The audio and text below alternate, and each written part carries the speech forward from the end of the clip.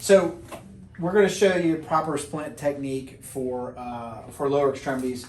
Coming out of the ED, we've had several problems with splint placement and soft tissue injuries, and it's necessitated us to go to what's called an external fixator, which is no fun for anybody. So we're going to do a quick splint technique to show kind of the things we've been seeing coming out of the ED, and hopefully we can prevent these soft tissue injuries. But first off, whenever you're doing a splint, presume that that's the last treatment they're going to have, because patients can be admitted for a simple ankle fracture, which you think is going to get fixed the next day, but because of a medical problem, they're unable to go for a week, sometimes 2 weeks, and if the splint's not put on correctly, then soft tissue problems occur. They occur around the bony prominences of the medial malleolus, the lateral malleolus, the medial malleolus, and the bottom of the heel can cause significant soft tissue problems. So first off, this splint material, it all looks well and good, and it looks like it's padded. Now this padding feels all nice and soft before you put it on, but once it hardens, it becomes rock hard. So even though this stuff is quote unquote padded, it's not padded.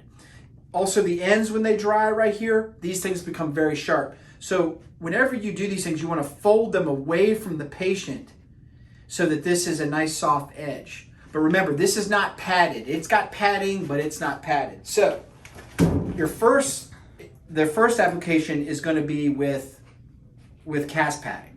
Bring a lot of it. You're going to need a lot of it because it needs to be padded in lieu of this stuff, because this stuff just isn't enough. Okay. So all right.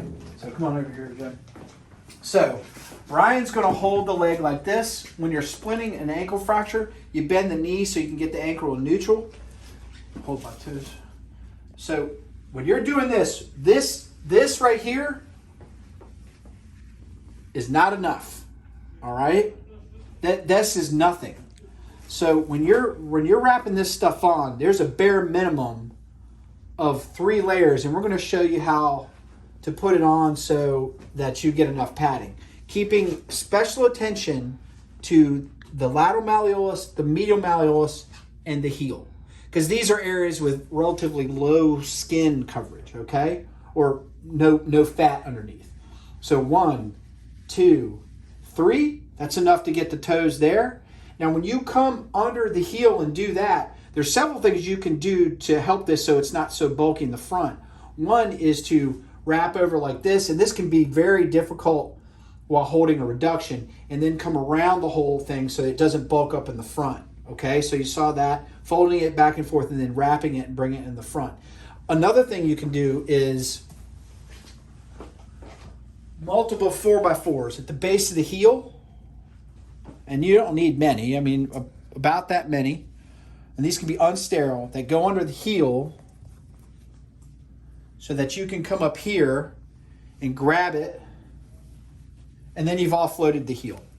All right, so now your ankle's not well heated. If you need, you can put things on the inside and outside of this to give you extra padding on the medial and lateral malleolus. Now, they make felt for this. They actually make a type of felt that can go under the splint, and I'll show this to you in a second, but this is in every ER, and you can use it like that. So there you go. Now you've offloaded all the bony prominences, and continuing up the leg, a rule of thumb is to hit halfway of the last roll you put. I say go even more than that, because